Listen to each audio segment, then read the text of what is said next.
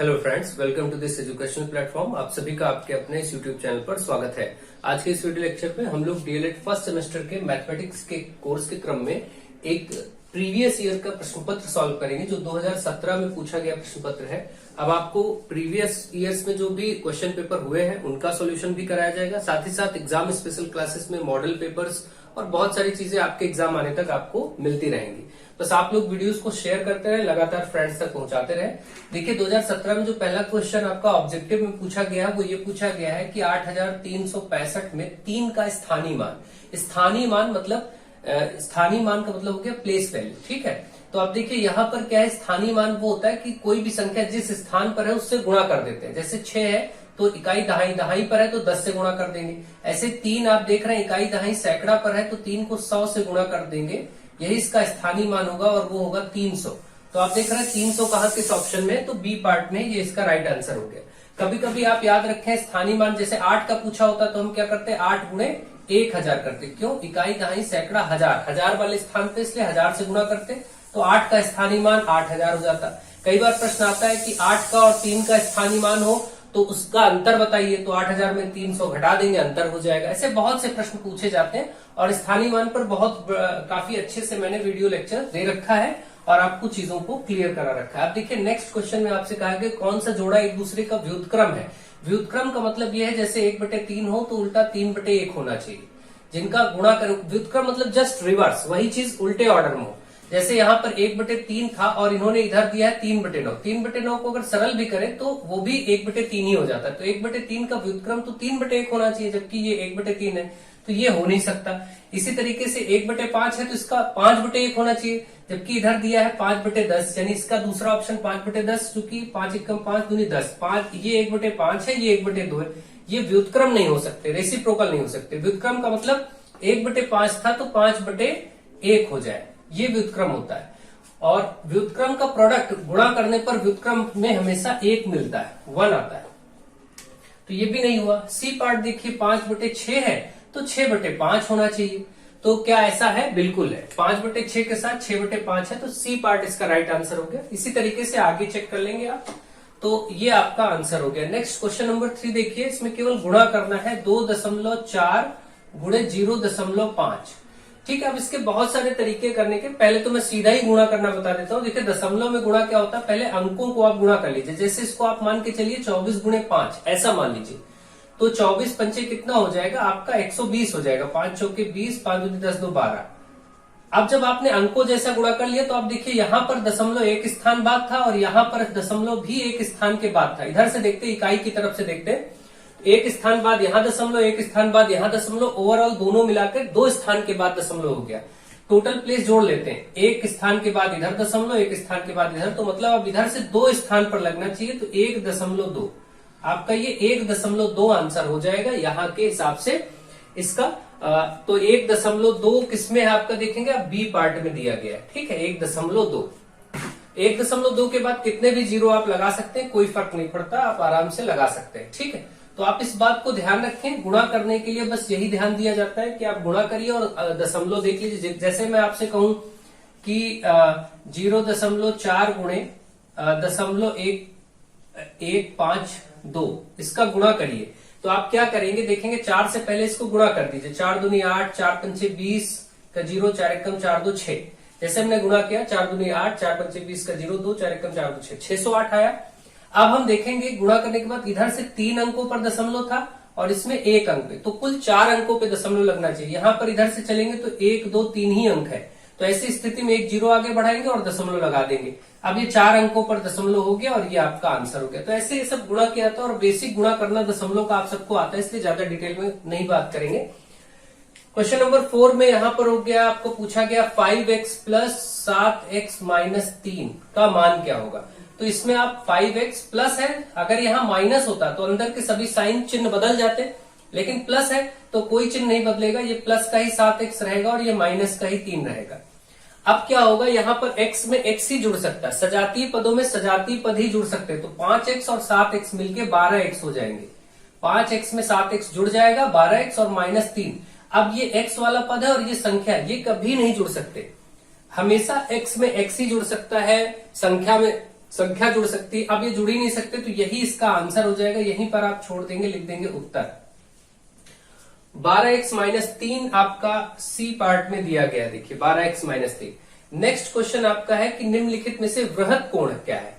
वृहद कोण क्या होता है, मैंने आपको बहुत अच्छे से बताया था। वृहद कोण यानी कि जिसको रेफ्लेक्स एंगल कहते हैं इंग्लिश में, रेफ्लेक्स एंगल यानी वृहद कोण, ये हमेशा 180 डिग्री से बड़े होते हैं और 360 डिग्री के अंदर होते हैं। तो 180 से 360 तक के कोण जो होते हैं वो वृहद कोण कहलाते हैं। तो इसके बीच में कौन आ रहा है, देखिए इसमें 180 शामिल नहीं होगा, 360 शामिल नहीं होगा, इनके बीच के जो कोण होंगे यानी 181, 182, 195, 215, 250, 300, 310, इस तरीके के कोण। तो आप देखेंगे ये तो इसके बीच में आता नहीं, ये भी नहीं आता, ये आ जाएगा, यही है वृहद कोण। और 180 ऑप्शन में नहीं होगा क्योंकि 180 डिग्री का कोण जो बनता है इसको कहा जाता है ऋजु कोण, ऋजु कोण कहा जाता है, या फिर आप इसको इंग्लिश में स्ट्रेट एंगल कहते हैं। ठीक है, स्ट्रेट एंगल या ऋजु कोण किसको कहते हैं, 180 को। 180, एक और बात ध्यान रखें, कभी कभी ऐसे लिखा होता है पाई, ये निशान बना होता है पाई, इसको पाई बोलते हैं इस चिन्ह को, और ये पाई का मान 180 डिग्री होता है, ध्यान रखिए। कभी कभी ऐसे भी दे देंगे पाई, 2 पाई, इस तरीके से 2 पाई बाई 3, इस तरीके से। तो आपको ये सब मान बताने, ये समझना हो कि कितने डिग्री है, तो पाई की जगह 180 रख दीजिएगा, बस आपको पता चल जाएगा कि ये कितना डिग्री का है मान। जैसे पाई तो 180 हो जाएगा, 2 पाई का मतलब ये हुआ 2 गुणे पाई की जगह 180 रख दीजिए तो 360 हो गया। 2 पाई का मान 360। जैसे कोई कहे पाई बाई 2 कितना है, तो पाई की जगह 180 रख सकते हैं क्योंकि पाई का मान होता ही 180, बटे में 2 है, 2 से काटेंगे, 2 9 18, ये 90 डिग्री आ जाएगा। अगर कोई कहे 2 पाई बाई 3 कितना होगा, तो 2 गुणे पाई की जगह 180 रखिए और बटे में 3 है, 3 6 18, 0 हो जाएगा, 6 दूनी 12, 120 डिग्री भाई 60 का 2 से गुणा। इस तरीके से ये सब मान निकाले जा सकते हैं। कभी भी आप ये चीज ध्यान रखें, जैसे कभी लिखा पाई बटे 6, तो पाई का मान 180 रखिए, बटे 6 करिए, 6 कम 6 3 18, 1 0, तो ये 30 डिग्री हो गया। अगर आपसे कहा जाए पाई बटा 3 का मान बताइए, आप 180 बटा 3 करिए, 3 कम 3 6 18, ये 60 डिग्री हो गया।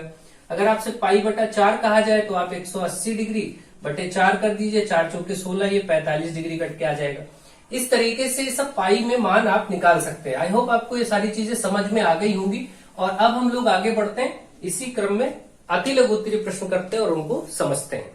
अब देखिए आपके सामने अति लघु उत्तरीय प्रकार के प्रश्न लिखे हैं, जिसमें क्वेश्चन नंबर 6 में आपसे कहा गया है 15 के अभाज्य गुणनखंड लिखे। देखिए 15 के अभाज्य गुणनखंड, अभाज्य यानी प्राइम नंबर्स। प्राइम नंबर्स हमेशा 2 से स्टार्ट होते हैं। सबसे छोटा प्राइम नंबर अगर आपसे पूछा जाए कि सबसे छोटी अभाज्य संख्या क्या होगी, तो 2 होता है। तो यानी 2 के बाद से आपको लिखना है, 2 से तो ये कटेगा नहीं। ऐसे नंबर्स जो इसको डिवाइड करते हैं, जिसके पहाड़ी में, जिसके टेबल में 15 आता हो, वो इसके गुणनखंड होंगे। तो 2 में तो आता नहीं है, इसके बाद 3 में ये आता है तो 3 हो जाएगा, फिर 5 में आता है तो 5 हो जाएगा, और फिर अपने आप 15 से ही 15 कटेगा और किसी संख्या से नहीं कटेगा।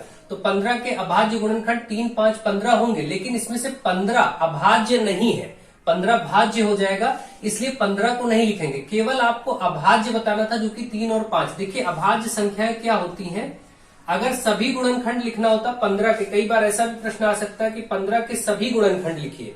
जब ये बोले कि 15 के सभी गुणनखंड लिखिए, तब इसकी अप्रोच दूसरी होगी, तब दूसरे तरीके से करेंगे, तब इसमें 1 भी शामिल हो जाएगा, 3 से कटेगा, 5 से कटेगा और 15 भी होगा। लेकिन ये तो सभी गुणनखंड हुए इसके, लेकिन इसमें से एक अभाज्य होता नहीं, तो ये नहीं लिखेंगे। 15 अभाज्य नहीं होगा क्योंकि 15 3 से भी कट जाता है, 5 से भी। अभाज्य संख्या क्या होती है, जिसको प्राइम नंबर कहते हैं। अभाज्य संख्या यानी जिसको हम इंग्लिश में प्राइम नंबर कहते हैं। प्राइम नंबर या अभाज्य संख्या ऐसी संख्या होती है जो जिसका गुणनखंड या तो 1 हो, या फिर संख्या स्वयं, या फिर स्वयं संख्या नंबर इटसेल्फ। जैसे हम कहें 5, तो 5 या तो 1 से कटेगा या 5 अपने आप से ही कटेगा। 2 जैसे है तो 2 या तो 1 से कटेगा या 2 1 2 अपने आप से ही कटेगा। ऐसे 3 अभाज्य है, 1 से कटेगा या फिर 3 अपने आप से कटेगा। इसी तरीके से प्राइम नंबर्स वो होते हैं, ऐसे नंबर्स जो स्वयं से कटेंगे, स्वयं से विभक्त होंगे, या फिर अपने आप से, या फिर 1 से होंगे। या फिर ऐसा हम कह सकते हैं अभाज्य संख्या ऐसी संख्या होती है जिनके गुणनखंड या तो 1 होगा या फिर स्वयं संख्या होगी। ठीक है, तो ये चीज है। तो सभी गुणनखंड लिखना भी आपको मालूम हो गया। इसी प्रकार से अगर मैं आपसे कहूं 12 के सभी गुणनखंड लिखिए, तो 12 ये तो आपका आंसर हो गया जिसका क्वेश्चन था। और 12 के सभी गुणनखंड में 1 आएगा, 2 से भी कटेगा, 2 छंग 12, 3 चौके 12 होता है, 4 तिहाई 12 होता है, 4 से भी कटेगा, 6 से भी कटेगा, और 12 अपने आप कट जाएगा। इतने 12 के सभी गुणनखंड हो जाएंगे। गुणनखंड कह सकते हैं या इनको हम लोग अपवर्तक कह सकते हैं, है ना। अपवर्तक कह सकते हैं या गुणनखंड कह सकते हैं, दो नामों से आपको ये पूछा जा सकता है। 12 के अपवर्तक लिखिए तो भी आप इनको लिख देंगे, 12 के गुणनखंड लिखिए तब भी आप ऐसे लिख देंगे, ठीक है। तो ये बात आप याद रखें। तो ये सभी गुणनखंड हो गए। अब इसमें से केवल 12 के अभाज्य गुणनखंड पूछता तो फिर ये हो जाता 3 हो जाता, 4 नहीं होता क्योंकि 4 1 और 4 के अलावा 2 से भी कट जाता है, 6 भी नहीं होता, 12 भी नहीं होता। तो केवल 2 और 3 इसके अभाज्य गुणनखंड कहलाते हैं 12 के। अगर ऐसा होता है कि 12 के अभाज्य गुणनखंड लिखे तो केवल 2 और 3 लिखते हैं, ठीक है। आई होप आपको ये बात अब क्लियर हो गई होगी और अच्छे से चीजें आपको समझ में आ गई होंगी, ठीक है। बाकी के लिए आगे हम लोग डिटेल में काम करते रहेंगे। Next question number 7, x minus y में क्या जोड़े कि योगफल इतना 2x प्लस वाई हो जाए। अगर मैं आपसे बोलूं कि 8 में क्या जोड़े कि वो 13 हो जाए तो आप तुरंत क्या करेंगे, 13 में से 8 घटा देंगे और कहेंगे 5, आंसर आ जाएगा। इसी तरीके से यहां भी अप्रोच आपको करनी है। आपसे कहा गया है कि x माइनस वाई में क्या जोड़े कि 2x प्लस वाई हो जाए, तो हम क्या करेंगे 2x प्लस वाई वाले में से इसको घटा देंगे, जो आएगा वही आंसर हो जाएगा। इसको हमने इसमें से घटा देना है, बस। ये बात आपको समझ में आ गई होगी। अब आप घटाएंगे कैसे वो देखिए, 2x प्लस वाई माइनस है तो अंदर के सभी चिन्ह ब्रैकेट के बदल जाएंगे, ये माइनस x हो जाएगा और ये माइनस वाई है तो ये प्लस का y हो जाएगा। अब आपको देखना है कि x वाला x में ही जुड़ता घटता है, y वाला y में ही जुड़ता घटता है। तो 2x और माइनस x, ये x वाला x से ही होगा, तो ये प्लस का 2x, ये माइनस का x है तो प्लस माइनस माइनस होता है। 2x में से एक x जाएगा तो एक ही x बचेगा और ये प्लस y, ये भी प्लस y, तो जुड़ के ये हो जाएगा 2y। तो x प्लस 2y। अब x और y आपस में जुड़ नहीं सकते, बस यही का यही उत्तर हो जाएगा, यही आपका आंसर हो गया, ठीक है, इस प्रश्न का। यानी कि अगर आप लिखना है तो एक लाइन लिख सकते हैं कि x माइनस वाई में x प्लस 2y जोड़ने पर वो 2x प्लस वाई हो जाएगा। लिखना हो या फिर यही लिख के उत्तर छोड़ दीजिए, वो समझ में आ जाएगा।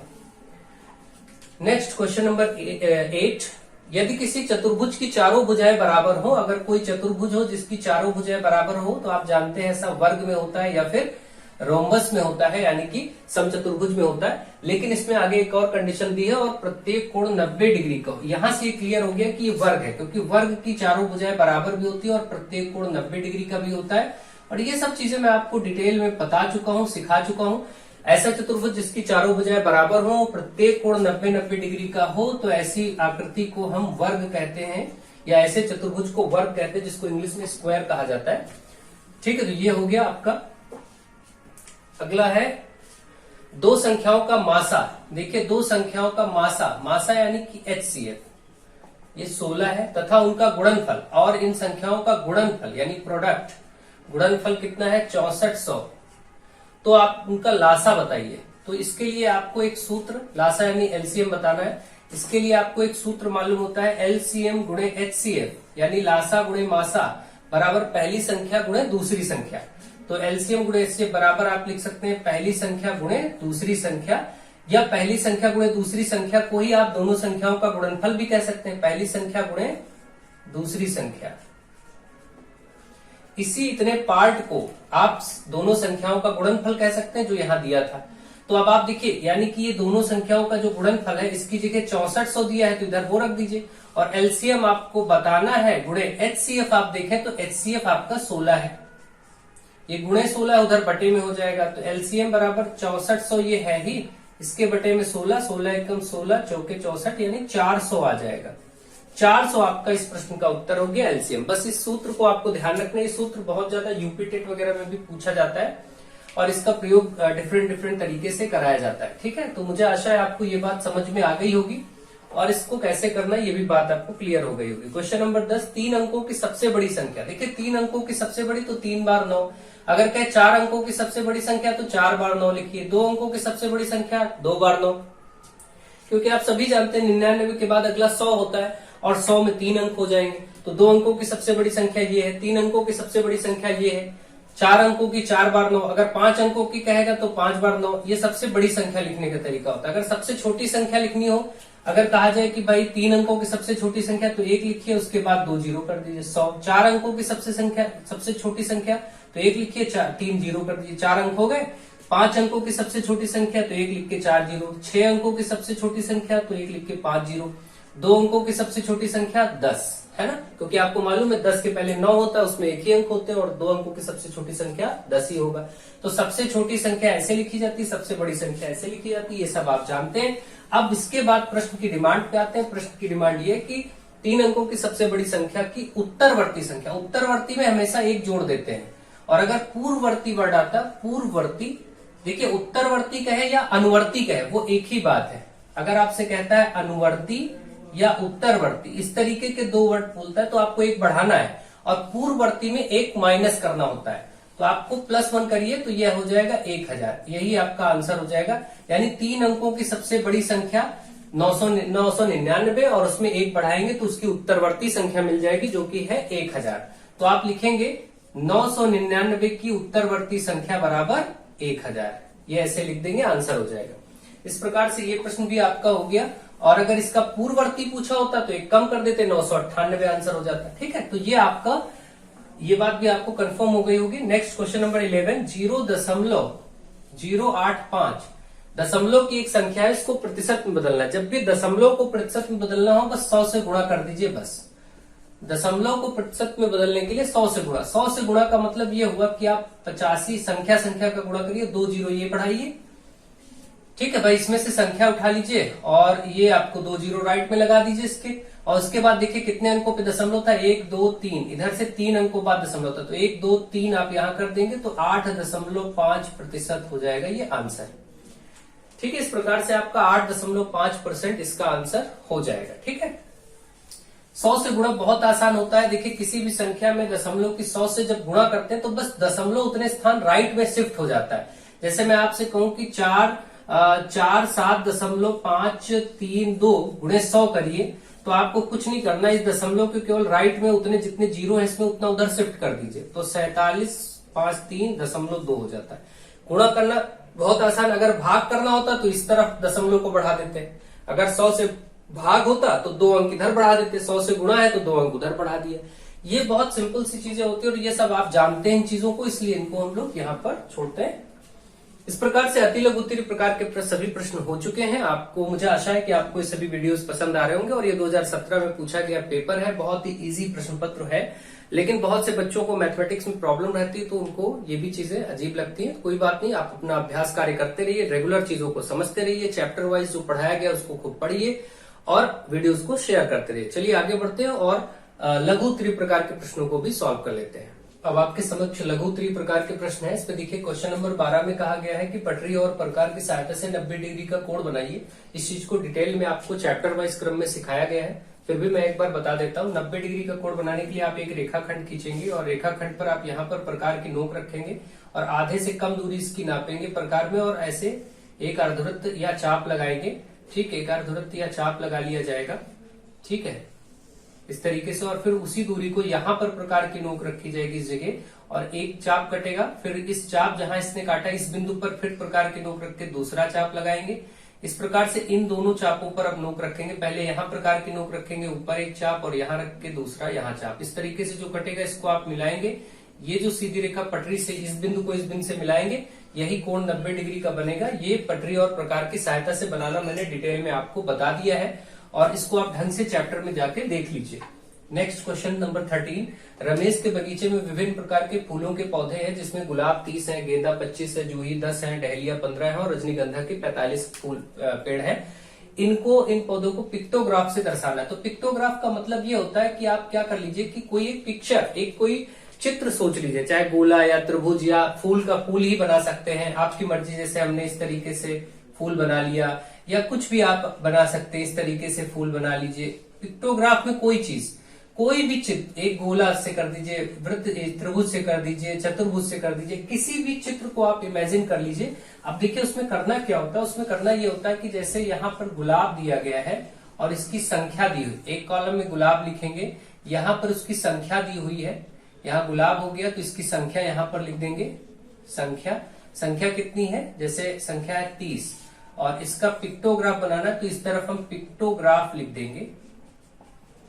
अब केवल करना यह है कि हम ये एक एज्यूम कर लेंगे, एक पैरामीटर बना लेंगे कि 30 को बनाना है, तो हम क्यों ना ऐसा करें, एक ऐसा चित्र डिसाइड करें। जैसे हम ये मान लें कि जो 5 फूल होंगे, 5 फूल बराबर एक वृत्त, एक वृत्त बना ले।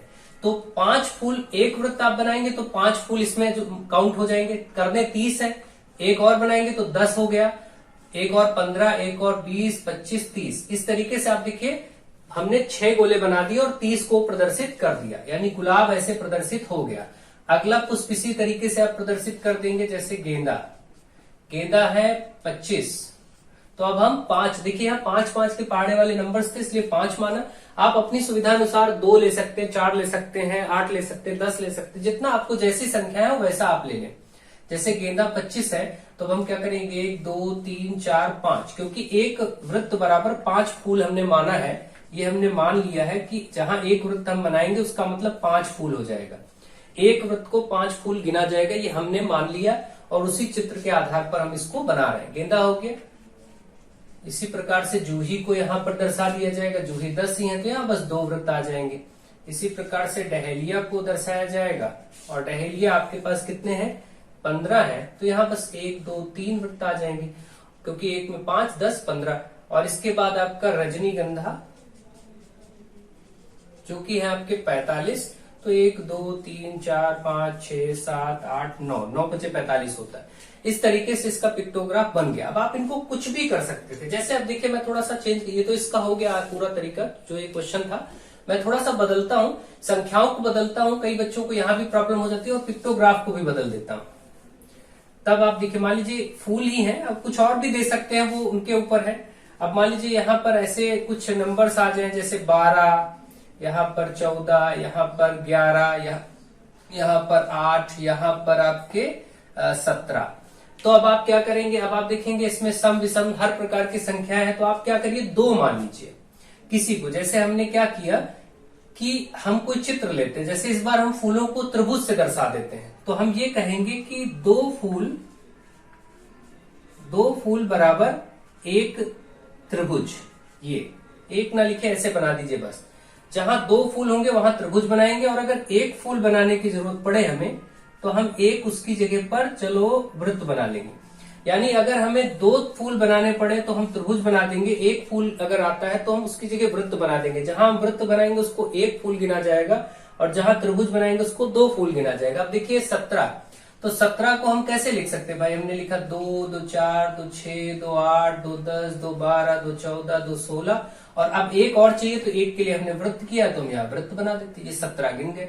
8 चाहिए तो 2 2 4 2 6 2 8 है, यही हो गया, या हम केवल 8 गोले बना दें, जैसा आप चाहें। 11 है तो हम 2 2 4 2 6 2 8 2 10 और एक वृत्त यानी 11, क्योंकि हमने एक त्रिभुज को 2 माना है और एक फूल को वृत्त माना है। तो इसी तरीके से अब आप समझ गए होंगे, 14 है तो 7 त्रिभुज बना दीजिए, काम हो जाएगा, ठीक है। इसी तरीके से 12 है तो 6 त्रिभुज बना दीजिए। तो आई होप आपको ये बात बिल्कुल समझ में आ गई होगी। आप इसको कैसे भी प्रदर्शित कर सकते हैं, यहाँ पर कुछ भी। तो पिक्टोग्राफ बहुत ही आसान होता है, आप एक मानक ले लीजिए और उसी के आधार पर उसको कन्वर्ट कर दीजिए। मुझे आशा है कि आपको ये चीजें समझ में आ गई होंगी, और लगभग हर सेट में पूछा ही जाता होगा, तो आगे हम लोग उसको भी देख लेंगे। 7.2 सेंटीमीटर व्यास का, देखिए व्यास यानी डायमीटर आपको अगर दिया है 7.2, तो वृत्त हमेशा बनता है त्रिज्या से। आपको त्रिज्या निकालनी होगी, जिसको रेडियस कहते हैं, और त्रिज्या होता है व्यास बटे 2। व्यास को 2 से भाग कर दीजिए, 7.2 को 2 से भाग करेंगे तो 2 से इसको काटेंगे, 2 तिहाई 6.1 इधर है तो ये 12 हो जाएगा, 2 छंग 12, 3.6। आप सभी जानते हैं 2 से पहले 7 को करिए, 2 तिहाई 6, इसमें से 1 बच गया, वो 12 हो जाएगा, 2 छंग 12, तो 3.26 सेंटीमीटर त्रिज्या होगी। आपसे कहा भी था कि इसमें त्रिज्या भी ज्ञात करिए, तो त्रिज्या का आंसर हो गया 3.6। अब वृत्त बनाने के लिए आप प्रकार में पटरी की सहायता से 3.6 नापेंगे, और 3.6 नाप के कहीं नोक रख के प्रकार की और वृत्त बना देंगे, जो कि बहुत ही आसानी से आप ऐसे बना देंगे। सपोज ये आपने यहाँ केंद्र रखा, ये दूरी आपकी 3.6 पटरी, वो पटरी में आप नाप लेंगे 3.6 सेंटीमीटर, और उसका वृत्त ये बन जाएगा, ठीक है। तो यही 3.6 त्रिज्या है, और इसको इधर भी करेंगे तो इधर भी 3.6 होगा, तो पूरा वृत्त का व्यास जो है वो 7.2 हो जाएगा। जब भी व्यास दिया उसका आधा लेकर के वृत्त आप बना देंगे आराम से, ठीक है। तो मुझे आशा है आपको ये चीज बहुत अच्छे से समझ में आ गई, तो बहुत बच्चों का काम है। पार्श्व चित्र में आयत की भुजाएं दी गई, इसका परिमाप बताइए। देखिए एक आयत की भुजाएं यहाँ पर दी गई हैं, आयत की लंबाई 9 सेंटीमीटर बताई गई है, और चौड़ाई को 3 सेंटीमीटर बताया गया है। इसका परिमाप बताना है। आपको ये सारे सूत्र मैं पढ़ा चुका हूं कि आयत का परिमाप बहुत ही आसान है। आयत का परिमाप बराबर 2 गुणे लंबाई प्लस चौड़ाई। तो यहां पर 2 गुणे लंबाई की जगह 9 रख दीजिए, चौड़ाई की जगह 3 रख दीजिए। 2 गुणे 9 3 12 हो जाएगा। पहले आप क्या करिएगा, ब्रैकेट का हल करिएगा, इससे गुणा मत करिएगा, पहले ब्रैकेट करके बाद में 2 से गुणा। तो 9 3 12 आप 2 से गुणा करेंगे तो 24 सेंटीमीटर परिमाप आ जाएगा। ये आपका आंसर हो गया। चलिए 15 क्वेश्चन हो चुके हैं, 16 17 18 नंबर और कर लेते हैं और इस पेपर को कंप्लीट करते हैं। अब आपके सामने क्वेश्चन नंबर 16 17 और 18 लिखे हैं। इसी के साथ ये वीडियो कंप्लीट हो जाएगा। देखिए 16 नंबर में आपसे कहा गया है कि यदि 3 थानों, कपड़े के 3 थान है जिसकी लंबाई दी गई है 125 मीटर और 220 मीटर और इसके साथ 275 मीटर, ये 3 थानों की लंबाई है। और इनका ये बताना है कि सबसे बड़े से बड़ी माप का फीता क्या होगा। जब भी बड़े से बड़ी संख्या या ऐसा माप बताना हो तो मासा निकालते हैं, एचसीएफ निकाल देते हैं, और छोटे से छोटा ज्ञात करना होता है तो लासा निकालते हैं। तो बस आपको मासा निकालना, वही इसका आंसर हो जाएगा। मासा निकालने के लिए आप क्या करेंगे, 2 संख्याओं को लीजिए और उसको आप सॉल्व करते, भाग करते चले जाइए। चाहे छोटा लीजिए बड़ा लीजिए कोई फर्क नहीं। 125 से 220 को हम करते हैं तो 2 बार में जाएगा नहीं, ज्यादा हो जाएगा, एक ही बार में जाएगा 125 और यहां से बचेगा 5, 10 में से 5 गया 5 और यहाँ 11 में से 2 गया 9। ठीक है, ये आपका हो गया 95। फिर इसको 125 से करेंगे इसी तरीके से, 95 कम 95। ठीक है, यहां से एक ही बार जाएगा भाई। ये जब आ जाता है तो इसको फिर भाग में लेते हैं। यहां से 5 5 गया 0, 12 में से 9 गया 3, 30 बचा। 30 से इस 95 को किया जाएगा तो 30 3 90 होता है। फिर यहां से 5 बचेगा, इस 5 से फिर 30 को कंटिन्यू रखेंगे, 5 6 का 30। यहां पर ये कट गया। अब अगर ये कट गया तो इस 5 से अब फर्दर जो आपका बचा है 275, इसको भी चेक करेंगे कि वो भी कटेगा। तो 5 5 25, देख लिए यहां से 2 बचा 25 और 5 25, क्योंकि ये पूरा कट गया इसलिए यहाँ आई संख्या ही एचसीएफ होगा। एचसीएफ यानी मासा होगा और यही बड़े से बड़ा माप होगा 5 मीटर। यानी 5 मीटर का फीता अगर होगा तो वो सभी के सभी कपड़ों के थानों को पूरा पूरा माप देगा। आप खुद जानते हैं, देखिए सभी संख्याएं, इसमें आखिरी में 5 है, इसमें आखिरी में 0, इसमें आखिरी में 5 है। तो जाहिर सी बात है कि 5 से तीनों संख्याएं कटेंगी और 5-5 मीटर से इनको नापना शुरू करेंगे तो सब नाप जाएंगे और कोई कुछ भी बचेगा नहीं, कंप्लीट माप हो जाएगी। तो इस तरीके से इसका आंसर हो गया 5 मीटर के फीते से हम सभी तीनों थानों को पूरा पूरा माप सकते हैं। नेक्स्ट क्वेश्चन, एक परीक्षा में 75% बच्चे उत्तीर्ण हुए, परीक्षा में 1500 बच्चे हैं। देखिए कुल बच्चे जो हैं, कुल बच्चे आपके परीक्षा में जो बैठे हैं वो 1500 है, ये बता दिया गया। इसका 75%, इसका जो 75% है ये क्या हुए, उत्तीर्ण हुए। उत्तीर्ण हुए मतलब पास हुए। तो बचा कितना, 25%। 25% क्या हुए होंगे, अनुत्तीर्ण हुए होंगे, यानी फेल हो गए होंगे। तो आपको बताना है कि कितने बच्चे अनुत्तीर्ण हुए। भाई कुल मिला के 100% होता है, कुल बच्चे 1500 हैं, उसमें 75% पास हुए, 25% फेल हुए, इसका मतलब। तो अब हमारा काम बताना है अनुत्तीर्ण बच्चों की संख्या। अनुत्तीर्ण यानी कि फेल, फेल बच्चों की संख्या। तो हमारा काम केवल इतना है कि 1500 कुल संख्या हमारे पास है और फेल वाला हमें बताना है। तो हम केवल 1500 का क्या करेंगे, 25% निकाल देंगे। 25% मतलब 25/100, 1500 गुणे 25/100। भाई जब भी किसी संख्या का परसेंटेज निकालना मैंने आपको बता ही दिया, 2 जीरो से 2 जीरो कट जाएगा, 25 गुणे 15 ये आपका यहाँ पर आ गया। इसको गुणा कर लीजिए बस। तो आप इसको गुणा कर सकते हैं, 25 को 15 से 25 दहम 250 हो जाएगा, 25 पंचे 125 हो जाएगा, जोड़िए 5 3 2 7 2 1 3, यानी ये गुणा होके 375 आ जाएगा। 375 छात्र ऐसे हैं जो फेल हो गए। ठीक है, इस प्रकार से 375 छात्र ऐसे हैं जो फेल हो गए। ठीक है, 25 पंचे 125, 12 25 से कम 25 और 12 37। ठीक है, इसको गुणा कर लीजिएगा, ये आराम से 25 दहम 250 और 25 पंचे 125। ठीक है, बिल्कुल सही है। तो इस तरीके से आपका ये हो गया कि इतने छात्र फेल हुए, अनुत्तीर्ण हुए। बहुत ही आसान सा प्रश्न था। अगला क्वेश्चन और लास्ट क्वेश्चन है, -5 माइनस, फिर यहां -45, फिर भाग का चिन्ह और फिर माइनस का 15 ब्रैकेट में, प्लस और माइनस का 3 और गुणे 5।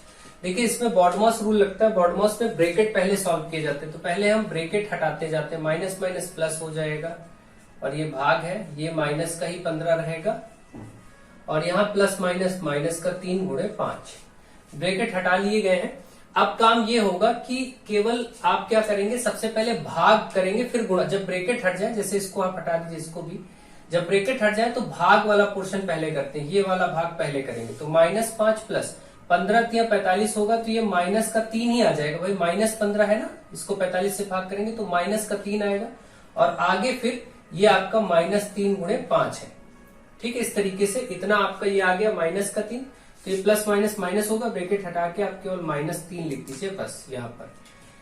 अब आप देखिए इसमें गुणा करेंगे, फिर -5 -3 सबको ऐसे लिखिए। यहाँ पर इसको गुणा लगा इसके बीच में, तो इसको गुणा करेंगे तो 3 पची 15 हो जाएगा, ये आपका 3 पची 15 हो जाएगा। अब आप देखेंगे तो तीनों माइनस में, तो कोई दिक्कत नहीं, अब आराम से माइनस माइनस प्लस अगर करें तो -8 और -15, फाइनली ये माइनस का 23 उत्तर हो जाएगा। इस प्रश्न के आधार पर, जहां से मैंने क्वेश्चन लिया है, इसके आधार पर ये -23 हो जाएगा, बाकी आप देख लेंगे। तो इस तरीके से आपको ऐसे अप्रोच करना है और ऐसे प्रश्नों को सरल करना है। आई होप आपको ये चीजें समझ में आ गई होंगी और आप बहुत ही आराम से इसको कर सकते हैं। ठीक है, तो इस तरीके से आप चीजें करेंगे और आप इसका आंसर फाइंड आउट कर सकते हैं। तो मुझे आशा है कि आपको ये चीजें समझ में आ गई होंगी। एक और बार इसको जरा सा चेक भी कर लेते हैं, -23 आया था, एक बार डायरेक्टली भी देख लेते हैं। देखिए इस भाग वाला पोर्शन आपको एक बार में करना है, तो -5 ऐसे रखिए, भाग में ये भी माइनस का, ये भी माइनस का, तो अभी इस हिसाब से अगर यहां से डायरेक्ट देखते हैं तो 3 आ जाएगा, तो -3 और प्लस ये प्लस माइनस माइनस 3 गुणे 5।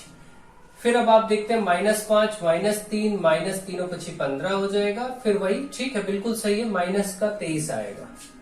इस तरीके से आपका ये प्रश्न पत्र कंप्लीट हुआ और मुझे आशा है कि आपको ये बिल्कुल समझ में आ गया होगा। आप लोग वीडियोस को ज्यादा से ज्यादा शेयर करें, सभी फ्रेंड्स तक लगातार पहुंचाते रहें, ताकि साइंस का और भी अदर सब्जेक्ट पर काम किया जा सके आपके एग्जाम तक। अगर आप लोग फ्रेंड्स में शेयर करेंगे, ज्यादा से ज्यादा लोगों तक वीडियो को पहुंचाएंगे, तो अवश्य ही बेहतर कार्य होगा और विषयों पर भी कुछ कार्य किया जाएगा। तो मैं आशा करता हूं कि आपको बहुत अच्छी चीजें समझ में आ गई होंगी। So thank you to all of you.